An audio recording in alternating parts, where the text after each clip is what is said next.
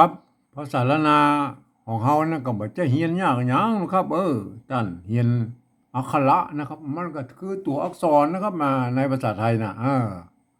เรียนไม้นะมันก็คือสระนะครับเห็นไหมเอา2อย่างนี้มาผสมก้ำกันตามหลักการของภาษาละนานะครับ7 วัน1 เดือนท่านก็อ่านออกเขียนได้แล้วครับบ่ยากครับมันบ่ยากมันไปยากตอนที่ว่านี่เฮาจะเอาไปอวดอู้คือคนอื่นได้ฮู้ได้หันโตยเฮานี่ก็อันนี้เนี่ยมันยากกว่านี้นะครับเพราะว่าอันภาษาละนาวของเรามันเป็นภาษาที่มันตายไปแล้วนะครับมันบ่ได้ใจในต่างราชการมาเมินนั่นแหละว่าคนที่เพิ่นอ่านออกเขียนได้แล้วมันมีน้อยนะครับมีน้อยเพราะฉะนั้นน่ะการที่เราจะเอาไปโชว์คนอื่นได้ฮู้ได้หันโตยเนี่ยเราจะต้องใช้ภาษาอื่นๆมาเทียบเคียงคือเป็นภาษาของเรานะครับอันนี้เพิ่นอันภาษาที่มันใกล้เคียงหน่อยก็คือภาษาไต้ภาษาไทยนี่นะครับเนี่ยอ่ามันเกิดมาจากที่เดียวกันแล้วครับก็คือที่ปอกของเราคำแหงเนี่ยที่เดียวกันนะอันตังใต้ตังอโยธยาเพิ่นก็เอาไปเป็นอักษรไทยนะครับเห็นไหมอันตั้งเหนือมาเพิ่นก็เอามาเป็นอักขระล้านนาเนี่ยมันก็แยกกันไปแล้วก็เห็นไหมบางคำมันยังงูเหมือนกันเลยนะครับเสียงเหมือนกันเลยนะครับมันก็ผิดไปแตกต่างกันไปนะครับเนี่ยเห็นไหมแม้กระทั่งอันในละนาวของเรามันก็ยังมีแต่มา4-5เผ่าพันธุ์หลักๆก่อนนี่นะไตงวนไตลั่วไตลื้อไตเขินไตยองแม่มันก็อู้กันแป้งๆกันไปมันก็ว่ากันไปแล้วก็สำเนียงของไผของมันเนาะครับมันนะอันเฮาอ่าไอ้เรื่องปริวัติภาษาเนี่ยเฮาลองไปก้อยแล้วกันในโลกเนี่ยเพิ่นยากอย่างไรกันนะครับเนี่ยมาเฮาไปดูใกล้ๆนี่เนาะอันเวียดนามเนี่ยเพิ่นมีสงครามกัน200-300 ปีแล้วก็เนี่ยยาวนานน่ะเพิ่นบ่สามารถที่จะถ่ายทอดอันไอ้ตัวอักษรยึกๆยือๆอันแบบภาษาจีนน่ะนะสมัยโบราณน่ะครับมาสู่ลูกหลานเหลนเพิ่นแล้วนะครับเห็นว่าบัดเดี๋ยวนี้ลูกหลานเหลนเพิ่นอ่าอ่านบ่ได้เขียนบ่ได้แล้วครับเนี่ยเพิ่นก็เลยหันไปเอาอันเอออักษรอาราบิกนะครับมาเขียนเป็นภาษาของเพิ่นนะครับเนี่ยภาษาเวียดนามเอาภาษาอาราบิกมาเขียนครับเนี่ยเพิ่นใส่บูรณะคำศัพท์ของมันใส่จุดใส่หมวกใส่ขีดใส่อันนี้มั่วสะบาสะเบิดเพิ่นมันได้ตามเสียงของภาษาอันเวียดนามเพิ่นอันนี้วันไอ้จุดหมวกขีดนั่นมันก็คือวรรณยุกต์นะครับอืม มันก็เทียบเท่ากับเอกโทติจารวาในภาษาไทยเนี่ยมันเป็นอย่างนั้นเห็นไหมอ่าเปิ้นเฮาว่าปริวัติแล้วก็เอาภาษาอื่นมาเขียนนะแล้วก็ปรับปรุงเปลี่ยนแปลงอย่างนิดๆหน่อยๆนะเนี่ยเปิ้นเฮาว่าปริวัติแล้วครับเอาไปกอยในยุโรปแล้วครับฝรั่งเศสเนี่ยอ่าเยอรมันเนี่ยยูเครนเนี่ยรัสเซียเนี่ยโครเอเชียเนี่ยหรือยุโรปตะวันออกเนี่ยเปิ้นก็ใช้หลักการปริวัติภาษากันทั้งนั้นก็เปิ้นจะยืมเอาอักษรอาราบิกไปเขียนเป็นภาษาของเปิ้นนะไปใส่จุดนะ2จุดก็มีนะหมวกก็มีนะหมวกปิ้นเนี่ยมันเป็นหมวกปิ้นนะครับหมวกของนั้นอ่าโครเอเชียนะครับมันจะปิ้นขึ้นง่ายขึ้นเห็นไหมเนี่ยมาหมวกเวียดนามนี่มันกบหุ้มลงเนี่ยมันอย่าไปเครื่องหมายเพิ่นล่ะมันก็คือวรรณยุกต์นั่นแหละครับเพื่อไม่ได้ตามเสียงของเพิ่นน่ะเนี่ยมันอย่างนั้นน่ะ ทีนี้มันก็ยังว่าแล้วก็อันอ่าอันอย่างอันอ่าอังกฤษแล้วครับเอาเป็นก่อนอังกฤษแล้วครับ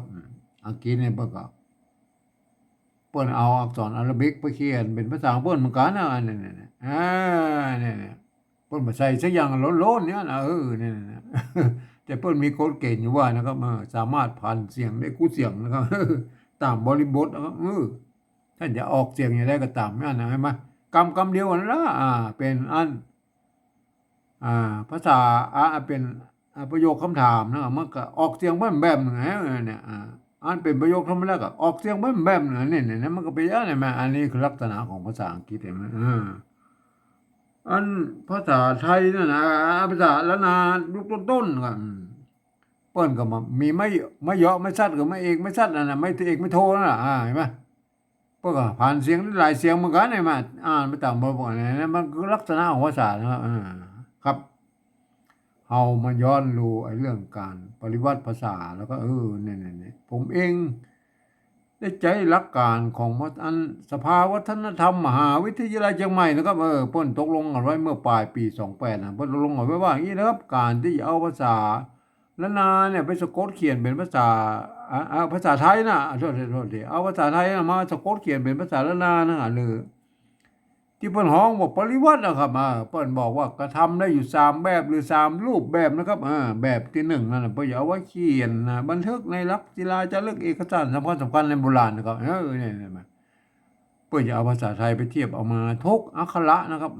ทุกไม้นะครับทุกอันเครื่องหมายนะครับเนี่ยนะเพิ่นจะเอามาหมดแล้วก็เพิ่นบอกว่าอันนี้การเป็นการปริวัติแบบละเอียดนะครับย่อยยิบเลยนะครับเปิ้นมือพิวเลยนะครับอันนี้มันยุ่งยากไปนะครับบ่อู้ถึงละเฮาอู้ถึงเฉพาะว่าวิธีการเพิ่นต้องอ่านบ่ได้นะก็รายละเอียดเฮาบ่อู้ถึงละเฮามาอู้ถึงแบบที่2นี่เลยนะครับแบบที่2นี่เพิ่นว่าอย่างงี้นะครับเพิ่นบอกว่ายืมเอาอักษรไทยนะก็เนี่ยไปปรับเทียบเพื่อเป็นอักษรละนาทั้งบนปูนี่แล้วก็ประกอบกันขึ้นมากับแบบภาษาไทยผสมผสานกันไปนะครับบางครั้ง ไม่หรือสระเนี่ยของไทยของล้านนามันบ่ตรงบ่ตัดกันนะครับเพิ่นก็บอกว่าบูนั่นน่ะคำศัพท์ของมันหน้าตามันออกแบบไทยๆนะครับเนี่ยๆๆอ่านแต่เวลาอ่านนั่นน่ะมันท่านต้องนึกถึงว่าอ่านกรรมเหล่านั้นเป็นอักขระล้านนานะก็เนี่ยคนทั่วไปบ่สามารถเข้ามาอ่านได้น่ะอย่างเช่นตัวนี้อย่างนั้นเห็นไหมเนี่ยท่านเห็นเป็นตัวฟอฟาเนาะครับแม่เนี่ยถ้าประกอบในอันภาษาปริวัติแบบที่2เนี่ยท่านต้องอ่านว่าตัวนี้เป็นตัวฟะนะครับเนี่ยคนทั่วไปมาอ่านแล้วมันจะอันผิดสำเนียงครับผิดสำเนียงเป็นบางกรรมนะครับบางกรรมก็จะเหมือนกันอยู่นะครับบางกรรมมันก็จะผิดสำเนียงนะครับเนี่ยคนทั่วไปเขาไปอ่านในแบบที่3หมดเดี๋ยวเขาก็อุ้มคำนะครับมันเดี๋ยวแบบที่3นะเฮามาอู้แบบที่2นี่ก่อนนะครับแบบที่2เนี่ยเฮายืมฝาเนี่ยยืมมาเป็นตัวฟ้าแล้วก็เนี่ยฟ้าแล้วก็เนี่ยฟ้าตัวอันนี้เหรอตัวหน้าเห็นไหมหางหน้าเนี่ยอันไม้กงใช่ไหมไม้กงอันไม้กงเนี่ยอันไม้กงเนี่ยถ้าเป็นแบบที่1ไปเอามาตัวแล้วก็ไม้กงอันนี้แบบที่2เนี่ยเฮาเอามาปุ๊บเอามาแล้วเอาแค่นี้ก็พอเนี่ยไหมเอาตัวหน้าหางหน้ากันนี่อ่านได้แล้วฝนใช่ไหมฝนใช่ไหมฝนเนี่ยเป็นอย่างนี้ใช่ไหมเอาไปกอยตกฟ้านะครับอันตกฟ้าในยุคละนายต้นๆเพิ่งก็สร้างกันแล้วนะครับตกฟ้าตัวข้าหางยาวเนี่ยตัวอย่างมันเนี่ยอันตัวที่มันตัวฟ้าเนี่ยตัวเนี่ยมาเปิ้นสร้างกันมาหมดแล้วตั้งแต่อันโบราณยุคต้นๆแล้วหลังจากอันที่มันเป็นภาษาบาลีตัวในบาลีเพิ่นบ่มีนะครับไอ้ตัวฟ้าตัวข้าตัวอันเนี่ยอันเนี้ยตัวฟ้าหางยาวเนี่ยเห็นไหมอันนี้บ่มีนะครับมันบ่มีในอันบาลีนะครับเพิ่นก็ยกหลังบาลีนะอันนี้เป็นอันภาษาอันยกหลังบาลีนะเพิ่นจะสร้างมาหมดแล้วนะครับมาสร้างอันมาเทียบเท่ากับภาษาไทยหมดแล้วนะครับมาแต่เพิ่นได้ใจเวลาอันเพิ่นก็ใจไปตามอันของเพิ่นเฮามาดูตัวฟ้าในนั่นไหนมาในโบราณแล้วเพิ่นก็สร้างมาเรียบร้อยนะตัวฟ้าเห็นไหมมันก็ตัวฟ้าเห็นไหมเอาฝาแล้วมาเทียบมันแม่นเนี่ยอันนี้พริกเห็นไหมเพิ่นอ่านว่าพริกขิงใช่ไหมอันนี้ไม่ก่อยใช่ไหมสลอยฝอยอ่าฝอยลมพริกขิงฝอยหรือย่อยฝอยมันอ่านว่าฝอยนะครับมันบ่มีฝอยแล้วฝอยแล้วเอาฝอยอันนี้ล่ะลมฝอยลมนี่ฝอยลมนี่ไม้กงใช่ไหมไม้กงใช่ไหมพวกก็มีตั้งแต่โบราณแล้วไม้กงก็ตัวมะนี่มาลมอันนี้มันเต้าใช่ไหมเต้าตัวตะมันมีไม่เยอะก็อ่านว่าเต้าเต้าเห็นไหมก็เป็นอย่างนั้นนะก็ให้มาเอาไปกอยอันสรุปแล้วว่าไอ้ตกฟ้านี่เพิ่นมีตั้งแต่ยุคต้นๆแล้วนะครับท่านเข้าใจนะตกฟ้าตกข้าตกฟ้าเนี่ยเพิ่นสร้างมายุคต้นๆแล้วนะครับหลังจากที่มันเป็นภาษาบาลีมันแน่นอนอยู่แล้วเพราะมันมีอยู่อัน5 วรรคนะครับแล้วก็ไอ้อันตัวนอกวรรค8 ตัวนะครับเห็นไหมอันนี้เนี่ยเอาต่อไปนะครับบ่อนี่ตัวบะนะครับตัวบะก็ยืมตัวบอใบไม้มาเนี่ยแม่บ่อนะไม้กังมนนะครับไม้กังมนเนี่ยโบราณเพิ่นก็เขียนตัวเองนะครับเนี่ยไม้กังมน อันถ้าเป็นแบบที่หนึ่งเพื่อจะเอาบอใบไม้ไปเทียบแล้วก็เพิ่นเอาไม้กังมนมาใส่นะครับเนี่ยเฮาเป็นแบบที่สองนี่เฮาก็เอาแค่บูรณะกับซับมันเป็นหน้าตาไทยๆเนาะก็คือบ่อนะครับอันนี้บ่ออ่านว่าบ่อเห็นไหมเนี่ยเฮาไปกอยบ่อโบราณนะครับอันอันบ่อโบราณนะเห็นไหมเนี่ยเพิ่นเขียนไว้อีนะไอ้บ่อเนี่ยท่านก็โปรดเข้าใจไว้เลยเนี่ยบ่อโบราณครับเปิ้นจะเอาตัวบะนะครับไม่กังมนใส่ตัวหน่อยแม่มันบ่มีอย่างอื่นแล้วนะครับบ่อนี่บ่อโบราณเห็นไหมบินั่นแหละเขาอ่านเหรอบิอันนี้เนี่ยเก้าเห็นไหมอันนี้ตัวก้าเห็นไหมเก้าก็มันมีไม้ขอจ้างเห็นไหมมันก็มีแค่อันไม้เก่าคืออันไม้เก๋ไม้กาบร่วมกันนะแล้วก็ไม่ซัดอยู่ข้างบนนะกำกับผมเพิ่งเป็นไม้โกบาลีนะก็เห็นไหมเนี่ยอันเก้าบิเก้า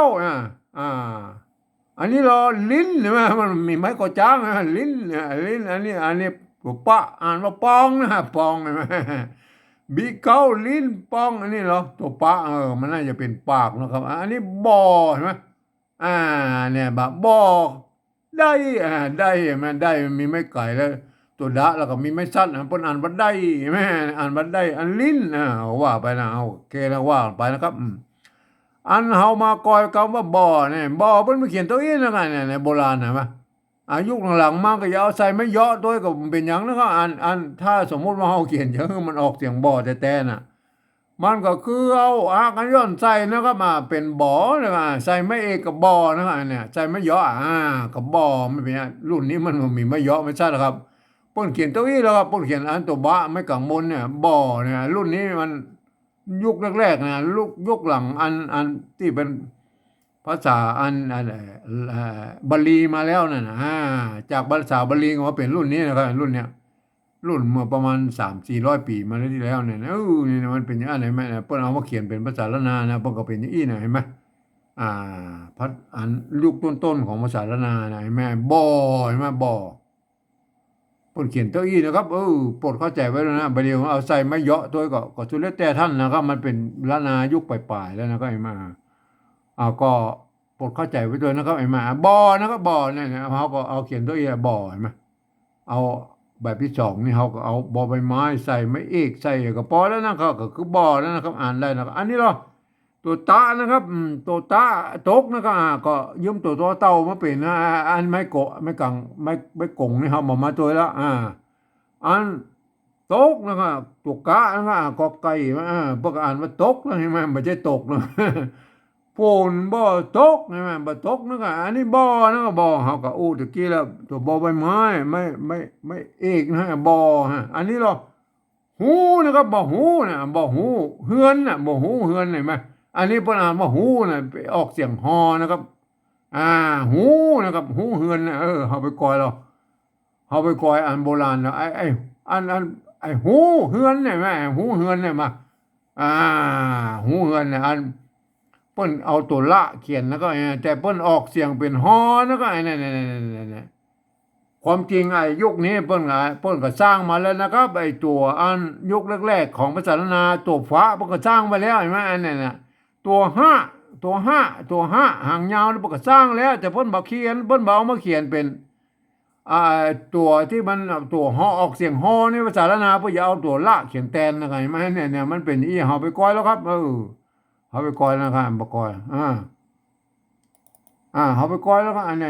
อันภาษาละนาพวกก็เขียนตัวอีอะไรเห็นไหมอันนี้เห็นไหมเปิ้นก็เอาตัวละเขียนแตนได้ไหมเนี่ยอันที่เสียงฮอในภาษาอันละนาน่ะเพื่อจะเอาตัวละเขียนแตนเนี่ยอันนี้เนี่ยอ่านว่าเอานะครับอันนี้เหรอ ตัวละไม่กานะอันนั้นมันไม้สั้นเนี่ยมันแตะเป็นไม้กักนะครับมันก็แตนตัวกะอยู่ตรงเนี้ยอ่านว่าหากนะครับเนี่ยอ่านว่าหากไม่ใช่รากนะครับอันนี้เราพักใช่ไหมอันนี้ตัวพระอันนี้อ่านได้พักใช่ไหมอันนี้หากนะครับหากอ่านว่าหากนะครับอันนี้เนี่ยหากพักอันนี้อ่านว่าแคบเนี่ยตัวกะละหงเนี่ยพวกไอ้ใจอัน อ่านเป็นเสียงคอเนี่ยตั้งสมัยยุคแรกแล้วอ่านพักแคบไปไหมพวกเขียนนี้ไหมพักแคบไปไหมจะใช้ตัวก้าละงงหรือเอาข้าหางยาวเขียนก็สุดแล้วแต่ท่านแล้วก็ว่าเขียนได้2 แบบนะไอ้แคบนะ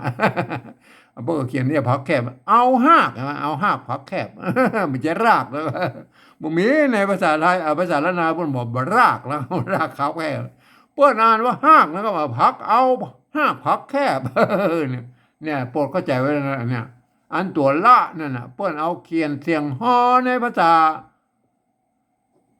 ละนายุคต้นๆแล้วนะครับนี่แหละยุคต้นๆของภาษาละนาแล้วเนี่ยยุคสมัยที่มันมีไม่เอกไม่โทไม่ย่อไม่สั้นละไหนมาเนี่ยพวกก็เขียนนี้มาโปรดเข้าใจไว้ด้วยนะครับไม่ใช่ว่ามาเปิบมาขี้โตเอากันหลังๆมาแล้วก็อภัยที่จะใจอันเสียงอันเนี่ยไอ้ตัวละตัวฮอตัวห้ากับเขียนไอ้เสียงฮอเนี่ยท่านก็ไปพิจารณาดูให้ดีนะครับโบราณเพิ่นใจมาตั้งแต่โบราณนะเอาเสียงเอาตัวละนี่เขียนแทนเสียงฮอนะครับเอามาเทียบเลยนะอันนี้ตัวละนะครับแต่ความไอ้แบบที่สองเนี่ยเขาก็เอาเปิ้นเขียนเป็นตัวละเขาก็เอารอเรือมาเขียนนะครับไม่ใช่ตัวฮอนะครับไม่โกสระอูเนี่ยไม่โทไม่ขอจ้างไม่โทอันนี้อ่านว่าหูนะครับไม่ใช่รู้นะครับเนี่ยก็อ่านไปอันเนี่ยตามภาษาล้านนาที่มันเขียนมาตั้งแต่ต้นเลยแม่ผมก็แสดงให้ดูแล้วนะครับมาอ่านว่าหูนะครับอันเนี่ยไม่ใช่รู้นะครับคนมาพอเลิศเตี้ยจัดมาอ่านว่ารู้มันก็พิษแล้วครับอันนี้เหรออันนี้ไม่เกลือของเราอันสระเอือใช่ไหมสระเอืออันสระเอือของภาษาอันตัวละเขียนแล้วไหนมาสระเอือนั้นเปิ้นจะมีไม่กี้กับไม่เกือนะไม่อันรุ่นแรกๆเนี่ยสมัยโบราณยุคตะกี้น่ะไม่เกือพวกก็เขียนตัวอี้แล้วก็ไม่เกือนะครับไม่เกือพวกไอ้เนี่ยเนี่ยเบิ้ลบะมีตัวนี้แล้วก็ไอ้เฮือนอันนี้มันเฮือนเนาะถ้าว่าเฮือน่ะเฮือเฮือพวกก็เขียนเอาตัวละเขียนเนี่ยแล้วเฮือน่ะเฮือเห็นไหมอ่านว่าเฮือเห็นไหมไม่เกือนะครับใส่ตัวหน้าเข้าไปอันนั้นตัวหน้าเห็นไหมอันตัวหน้ามันเมื่อสะกดอยู่ตรงบนโดดๆเพื่อใช้ตัวละแทนเห็นไหมอันผมก็แสดงนั่นหลายครั้งแล้วนะเพื่อนก็เขียนตั้งยุคต้นๆเลยนะครับไม่ใช่มาพลิกแพงกันทีหลังนะครับยุคต้นๆเพื่อนเขียนไว้อย่างนี้เขาก็เอาแบบเปิ้นมาเขียนนะครับอันนี้อันไม่เกลือกับเฮือไม่เกลือสระเอือเขาก็เทียบมาเป็นสระเอือไทยนะครับมาเห็นไหมอันนี้เป็นไม่เกลือนะครับไม่เกลือนะครับเฮือนะเอาสระเอือใส่บูรณะคำศัพท์นะครับเฮือมันเป็นสระเอือไทยนะครับเนี่ยเฮืออันนี้เนาะเนี่ยอันนี้ตัวละมันเขียนแทนถ้าแบบที่หนึ่งพวกก็เขียนอีนะครับเฮือนอันนี้เขาหูเราเป็นตัวหน้านะครับเพิ่นเอาตัวละเขียนแทนมาได้นะครับก็คือเขาก็เอานอนหนูใส่นะครับบ่หูเฮือนนะครับเนี่ยหูจักแล้วนะไม่ใช่รู้เรือนนะครับอ่านว่าบ่หูเฮือนนะครับเฮือนมันก็เป็นภาษาละนาน่ะไหมถ้าเป็นภาษาไทยบ้านเรือนเห็นไหมรู้เรือนเห็นไหมมันก็ภาษาไทยเพิ่นก็ออกจากอันนะครับภาษาไทยมันก็เป็นอันที่ไอ้เฮือนเนี่ยภาษาไทยเพิ่นเรือนก็มันก็ใกล้เคียงกับโลกภาษาไทยภาษาล้านนามันก็เป็นอันน่ะเพียงแต่สำเนียงบางสำเนียงอันบางคำมันจะผิดเพี้ยนกันไปหมดแล้วตอนนะครับไม่อันนี้เหรออันนี้ไม่ไก่ไผ่นะครับตัวพระนะครับตัวพระยืมตัวพอพึ่งมาอันนี้ไผ่อันนี้ตรงตัวเลยไม่ต้องไปยุ่งมันอันนี้เหรออันนี้หัวอะไรมาตัวละเขียนแตนเสียงฮอนะครับหัวนะครับหัวนะผมก็แสดงให้ดูเลยกี้แล้วไม่กลัวนะไม่กลัวภาษาล้านนาเพื่อนเอาไม่กงก็ไม่ตัวว่าควบกันนี้นะคือไม่กลัวนะเขากับบูรณะมันเป็นสระอัวไทยนะครับสระอัวไทยเพิ่นเขียนอย่างนี้นะครับเนี่ยอันนี้สระอัวไทยนะครับเนี่ยอันเนี้ยตัวละสระอัวไทยใส่ไม่ย่อนะไม่ย่อกับไม่เอกนะครับใส่ไม่เอกกันมั้ยตัวนี้อ่านว่าหัวนะครับมาหัวนะไม่ใช่รั่วนะครับผมก็ดูแสดงกันดูแล้วว่าอันตัวเปิ้นเอาตัวละมาเขียนแทนเสียงหะในอันภาษาละนานะครับอันที่มันเป็นภาษาละนานะแล้วตัวหะมันสร้างไว้อย่างนะครับเปิ้นก็สร้างมาเทียบมันเป็นภาษาไทยน่ะแต่เปิ้นจะเอาไว้เขียนอันภาษาต่างประเทศนะครับหายไหมคำที่เป็นภาษาต่างที่ไม่ใช่ภาษาละนาแม้กระทั่งภาษาไทยก็จ้างแล้วหรือภาษาอังกฤษภาษาจีนอย่างนี้เนี่ยพวกอย่าเอาตัวห้าเขียนแทนนะถ้ามันออกเสียงฮอนะครับนะปัญญาพอใจอย่างนั้นนะครับอันเสียงฮอในภาษาละนาแล้วพวกอย่าเอาตัวละเขียนแทนนะครับเป็นอย่างนี้นะครับหูเฮือนไผ่หัวนะครับหูเฮือนไผ่หัวอันนี้เราตัวละ อันนี้ไม้ซัดนะไม้ซัดก็ไม้ผัดนะตัวง่านะงองูอันดังเห็นไหมถ้าสมมติว่าเป็นดังนี่เพิ่นจะใจไม้ซัดเลยไหมถ้าเป็นหัวนี่เพิ่นใจไม่กลัวใช่ไหมมันก็ท่านก็โปรดเข้าใจไว้นะครับอย่าไปซับซ้อนนะครับดังนะดังอันนี้ไม้ไก่ตัวฟ้าใช่ไหมฟ้าตัวฟ้านี่มันก็สร้างมาตั้งแต่ยุคต้นๆแล้วแหละดังไฟดังไฟอันนี้มันได้มันตรงตัวเลยกับดังไฟอันนี้เราไม้ไก่ตัวม้าไม้ขอจ้างไม้ขอจ้างไม้โทไม้ดังไฟไม้มันตรงแล้วบัวนะบัวตัวบะไม่กลัวเขาก็บัวแล้วเป็นสระอัวไทยนะครับไม่กลัวไม่กลัวบัวอันไม่เยอะไม่เอกนะบัวก็อันนี้มันตรงตัวแล้วบัวก็บัวแล้วไปแล้วอันนี้หรออันนี้ลุกนะครับเนี่ยไม้กักผมแสดงว่าเมื่อดูแล้วเป็นไม้กักนะครับมันเป็นไม้กักนะครับมันแตนตกกะนะครับมันแตนตกกะนะครับเห็นไหมเพราะฉะนั้นก็อันนี้ก็คือลุกนะครับตัวละไม่กุนะสระอุไม้กักไม้กักนี่คือตัวแตนตกกะนะครับนี่ลุกนะครับดังไฟไม้บัวลุกนะอันเดียวไม้สั้นเนี่ยมันก็คือไม้กักนะครับต้นก็ใจมาตั้งแต่โบราณนะที่ผมแสดงให้รู้ตะกี้นะไอ้ลุกนะครับลุกนะครับเห็นไหมไม่กะก็คืออันนี้เห็นไหมนี่เห็นไหมอันนี้คือเนี่ยไม่กะนี่ไม่กักคือไม่กักเนี่ยอ่านว่าห้ามันแทนตัวกะอยู่ตรงรูปนี่ไหมอันนี้ก็เหมือนกันนะครับเนี่ยอันนี้ก็เหมือนกันใช่ไหมอันตัวละใส่ไม่สั้นมันก็แทนตัวกะอยู่ตรงข้างๆนี่ก็ลุกเนี่ยท่านนี้เนี่ยต้องเข้าใจไว้ด้วยนะครับอันนี้เหรอตัวตะยืมตัวถอทหารว่าเป็นนะตัวตะอันตัวตอในภาษาละนานะมันมี2ตัวนะครับไอ้ตัวตอตัวตะใช่ไหมตัวตะนี่ตกใช่ไหมเสียงจัดว่าไม่ใช่ตัวตะใช่ไหมอันนี้เสียงสามัญเพิ่นใจตัวตะนะครับอันว่าตึงเนี่ยแม่เสียงสามัญนะอันไม่เกือเนี่ยอันเนี่ยไม่เกือเนี่ยไม่เกือเนี่ยอันโบราณแท้ๆแล้วเพิ่นบ่มีนะครับเฮามายกไปปลายเนี่ยเฮามาพัฒนาให้มันเทียบมันเป็นภาษาไทยบ่ได้นะครับเพิ่นอันไม่เกิดนะโบราณไปใจร่วมกันนะครับไม่เกิดก็ไม่เกิดนะอันตึงเนี่ยสระก็สระมัน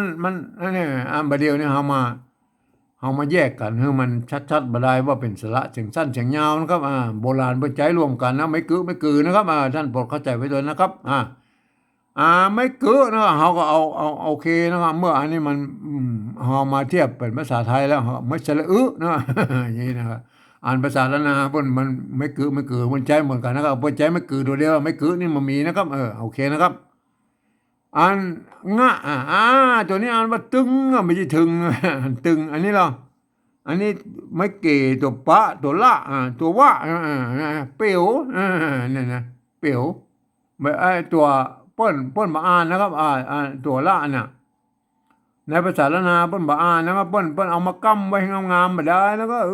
เนี่ยเปิ้นเอามากำมางานอ่านว่าเปียวนะเปียวเปียวก็คือเป็นไฟมันเปียวขึ้นน่ะมันเปียวก็ไอ้อะไรมันปุ่งขึ้นนะไอ้ไฟมันปุ่งมันลุกจุกลุกเปลวนะเปลวไฟอันนี้เราตัวตะยืมตัวทหารไม่กึสระใช่มั้ยตัวงะใช่มั้ยตึงอันนี้เราอันนี้ตัวข้าหางยาวเนี่ยเพิ่นยืมตัวคอคนก็มาเป็นอันตัวว่ากั้มว่าไม่สั้นนะครับไม่สั้นอันว่ากำไม่สั้นตัวหน้าใช่ไหมตัวหน้าต้องเขียนอยู่สะกดอยู่ตรงบนเนี่ยเปิ้นเขียนเป็นตัวละแตนแล้วก็มาก็เฮาฮู้ว่าเป็นตัวละเฮาก็เอาเขียนเป็นนอนหนูควันได้เลยมั้ยอ่านได้แล้วนะอ่านได้นะครับเห็นไหมอ่านแบบที่2นี่ได้แล้วนะครับนี่คือการปฏิวัติภาษาละนาแบบที่2นะครับมันจะต้องเป็นคนที่เพิ่นเรียนรู้ภาษาละนามาอ่านนะครับเพิ่นจะหันว่าอันนี้ตัวฟะตัวนะตัวบะตัวตะนะตัวกะตัวละเห็นไหมนั่นน่ะพวกใครอ่านไปตามอันหลักการของภาษาละนานะก็เพิ่นอ่านว่าอย่างนี้นะครับฝนบ่ตกบ่หูเฮือนไผหัวดังไฟไม้บัวลุกตึงเปี่ยวตึงควันเนี่ยเพิ่นจะอ่านกันอย่างนี้นะครับอ่านคนทั่วไปบ่สามารถเข้ามาอ่านได้แล้วมันจะผิดเพี้ยนสำเนียงนะครับอ่านคนทั่วไปนี่ต้อง ไปอ่านแบบที่สองพุ่นนะครับแบบที่สามเท่าที่แบบที่สามเพิ่นว่าอย่างนี้นะครับอ่านแบบที่สามเนี่ยเพิ่นว่าอ่านอย่างนี้เพิ่นบอกหลักการนะหลักการเพิ่นว่าอย่างนี้นะครับเพิ่นบอกว่าฟังเอาเสียงภาษาละนาตำบลปูนนั่นนี่เพิ่นว่ามาอย่างใดนะครับนั่นน่ะเนี่ยภาษาละนาตำบลปูนนั่นนี่เพิ่นเพิ่นเฮาบอกฟังบ่หลับตายก็ได้เลยครับฟังเพิ่นนะครับเพิ่นว่าไม่ได้ก็เอาภาษาไทยเขียนไปจะนั้นนะครับเพิ่นว่าไม่ได้เปล่งเสียงไม่ได้ก็โอ้มาอย่างใดนั่นน่ะเขาก็เอาภาษาไทยเขียนไปอย่างนั้นนะครับก็อย่างว่านะครับเปิ้นก็เริ่มขึ้นไปนะครับว่าภาษาไทยนั้นมันเป็นระบบ5เสียงนะครับมันจะเอามาเขียนเอาภาษาละนา6เสียงมันจะไม่ได้บางเสียงนะครับก็อย่างเช่นเสียงโทพิเศษโทเมืองเนี่ยมันเปิ้นมามีวรรณยกนะครับมันก็เลยเขียนมาได้นะครับบางคนก็มั่วนะครับมั่วก็คือเปิบเอาคิดตู้เอาเสียงโทปกติไปเป็นเสียงโทพิเศษเนี่ยเนี่ยมันก็เลยตัวอื่นมันก็เลยพลาบกันหมดนะครับมันก็เปลี่ยนกันหลายตัวนะครับผมเองเนี่ยผมจะเอาจุดใส่ประดับไว้นะครับในเสียงโทพิเศษนะครับวันนี้ผมมีเสียงโทพิเศษนะครับเฮาก็บอกว่าแล้วนะครับไม่มาเฮาก็มาเน้นแล้วเฮามาโอ้เลยนะเป็นตัวนะครับตัวแรกนะครับภาษาละนาเพิ่นออกเสียงว่าฝนนะครับฝนนะครับอันนี้เราแบบที่สองนี่พวกอ่านว่าฝนอันนี้แบบที่สามเนี่ยเราแบบที่สามนี่ตัวพอฟ้านะตัวนอนหนูนะเพิ่นก็ออกเสียงว่าฝน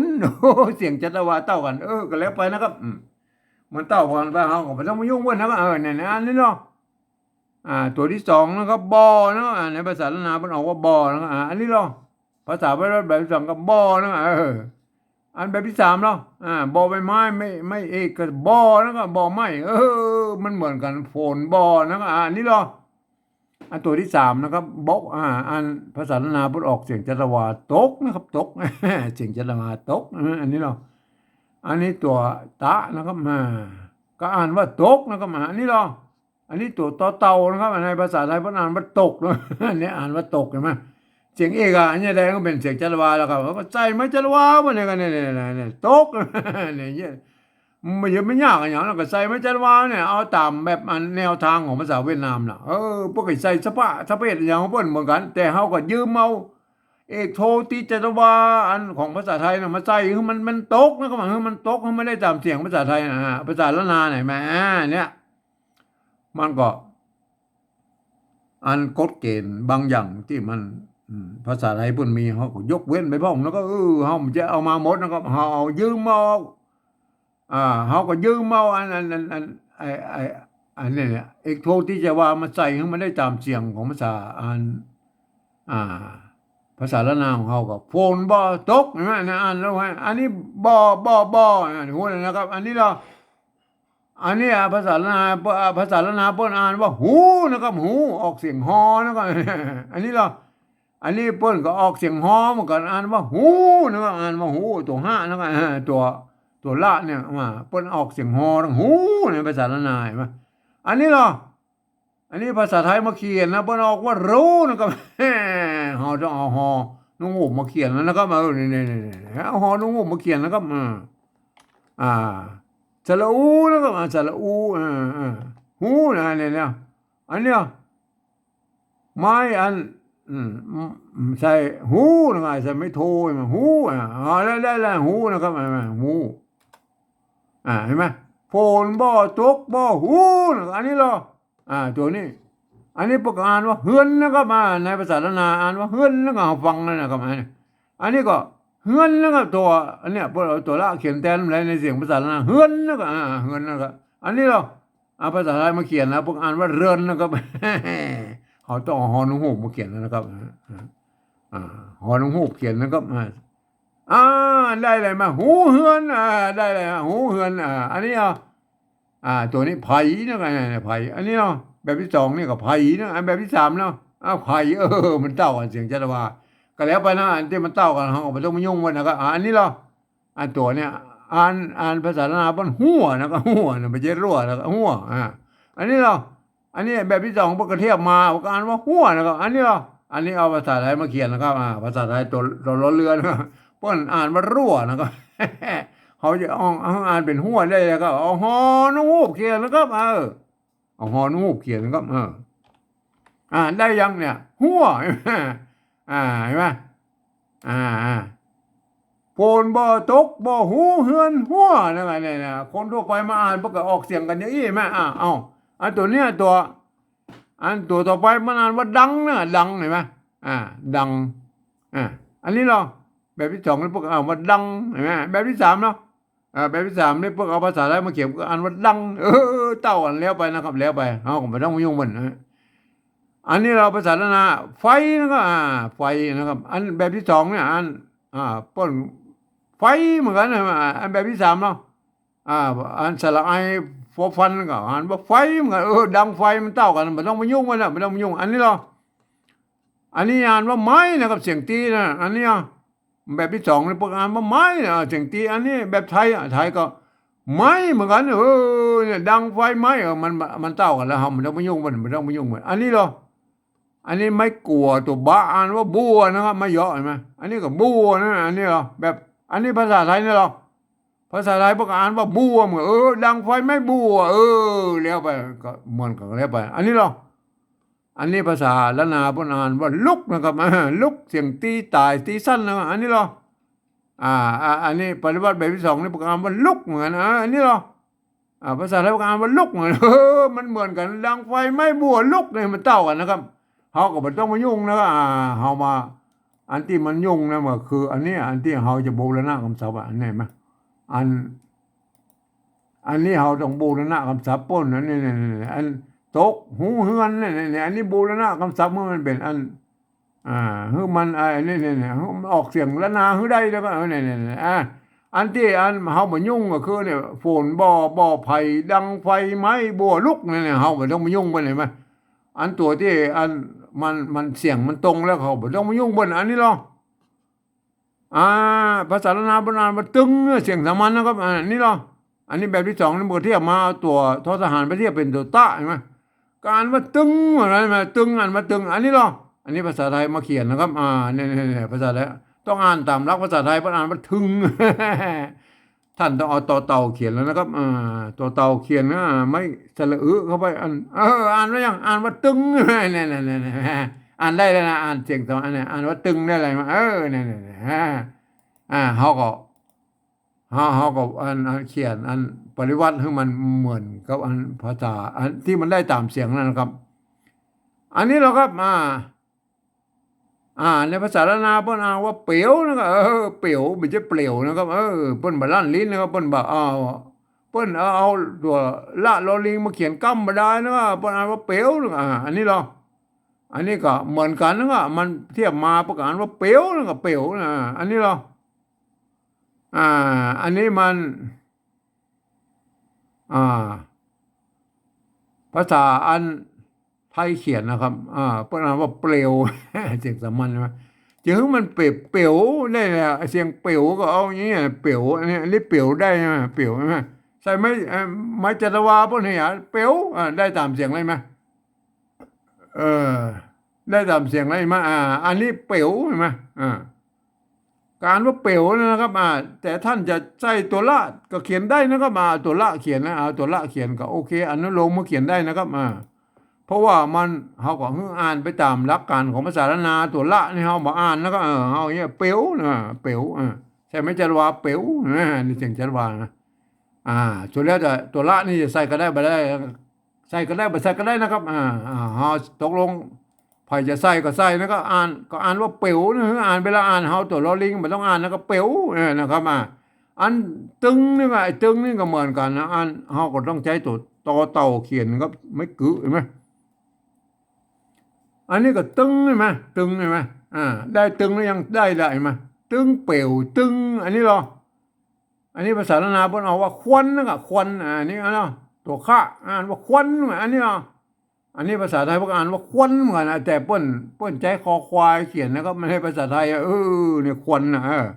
ก็ใจคอควายเขียนนะครับควันได้อะไรมาได้แหมมันเป็นอย่างนี้มาสร้างกันต้องว่าปริวัติไปเป็นตัวนะครับให้มันได้ตามเสียงแล้วเนี่ยก็คือ อันนี้คือภาษาปริวัติแบบที่สามนะครับแม่ๆที่ผมได้เขียนมาอย่างนี้เห็นไหมอ่ามันได้มาอย่างนี้นะขอหากท่านจะเป็นอันฝรั่งมังค่าลูกที่ไหนมานะครับเรียนภาษาไทยมาแล้วนะครับเพื่ออ่านไปตามหลักภาษาไทยนะครับเนี่ยมันมีข้อยกเว้นว่าไอ้กรรมที่มันมีจุดนะท่านต้องออกเสียงโทพิเศษนะวันนี้มันบ่มีก็แล้วไปนะครับกรรมที่มันมีอันไม้จัตวาอย่างนี้ก็อ่านออกไปเสียงไม้จัตวานะไอ้ตัวเนี่ยตัวกัมก็ปอลอเนี่ยคืออ่านเป็นตัวปอตัวเดียวนะเห็นไหมกรรมที่เป็นอยน่ะของอ่านเป็นยอยักษ์ไทยนะครับกรรมที่มันเป็นยอยักษ์ตัวเดียวอ่านเป็นตัวยอยักษ์แบบว่านาตัวเนี้ยนะครับเห็นไหมแล้วถ้าอ่านแล้วล่ะท่านจะได้สำเนียงไตยวนเชียงใหม่ไปเลยนะครับท่านอ่านไปอีกนะครับฝนบ่ตกบ่หูเฮือนไผ่หัวดังไฟไม้บัวลุกตึงเป่วตึงควันแม่ต้องอ่านนี่แม่ได้แล้วได้อันนี้คือสำเนียงไตยวนล้านนาเชียงใหม่นะครับล้านนาไตยวนเชียงใหม่นะครับเปิ้นก็ออกเยอะถ้าจะเป็นเสียงอันเจ้าไตลั่วหรืออันไตลื้อนะไตลื้อไตลั่วไตยองก็จะพิษไปแบบได้เขินเห็นไหมเปิ้นก็จะอู้ไปแป่งๆกันแบบนั้นก็ส่วนแล้วแต่นะอันนี้ผมเขียนไว้สำหรับอันคนไตยวนเชียงใหม่นะครับเปิ้นก็อ่านนี้นะแบบที่สองนี่เหมือนกันนะจะต้องเป็นคนที่เป็นเฮียนหูภาษาละนามาอ่านแล้วก็เพื่อจะหันว่าเป็นตัวฟะตัวนะตัวปะตัวตะตัวกะตัวบะตัวละแล้วไงเนี่ยพวกไอ้อ่านไปตามหลักการของภาษาละนาไปอ่านไปอีนะครับฝนบ่ตกบ่หูเฮือนไผ่หัวดังไฟไม้บัวลุกตึงเป่วตึงควันนี่พวกอ่านอะไรแย่ไหมอันนี้คือหลักการของภาษาละนานะเห็นไหมนะแบบที่สองกับอ่านแบบอันภาษาละนาแบบอันบนเนี่ยพวกก็เขียนกันได้อย่างนี้นะครับส่วนใหญ่นะครับบางตีพวกก็อาจจะมันก็จะผิดเพี้ยนกับไปนิดๆนะครับก็ทุกแล้วแต่นะครับอย่างเช่นคำว่าบ่อเนี่ยบางที่พวกก็ใส่ไม่เยาะตัวนะครับก็ทุกแล้วแต่ท่านนะครับใส่ไปใส่กับเมืองกันนะไม่ก็เป็นอย่างนี้นะครับสำหรับไอ้ตัวละเนี่ยมันจะต้องเอาตัวละนี่เขียนแทนเสียงฮอเสมอนะครับผมก็แสดงให้ดูแล้วไอ้เก้าเงาบนอย่างอี้นะครับก็ไม่เป็นอย่างนี้เห็นไหมอ่าอันลุกเนี่ยไหมลุกเนี่ยเปิ้นจะจะบอกใส่ไม่ซัดอีกก็ได้เปิ้นใส่ตุกกะก็ได้นะครับเห็นไหมก็สุดแล้วแต่นะมันก็อ่านว่าลุกเหมือนกันนะแต่เปิ้นคือมันเขียนสั้นๆหน่อยก็ลุกอย่างอี้ไหมก็สุดแล้วแต่ท่านเขียนอะไรไหมมันเป็นอย่างนั้นเห็นไหมอันนี้คือภาษาละนานะเห็นไหมอ่าอ่าภาษาละนาพวกก็เขียนได้ยี่ไหมแต่พวกก็อ่านกันได้นะครับถ้าจะเป็นอัน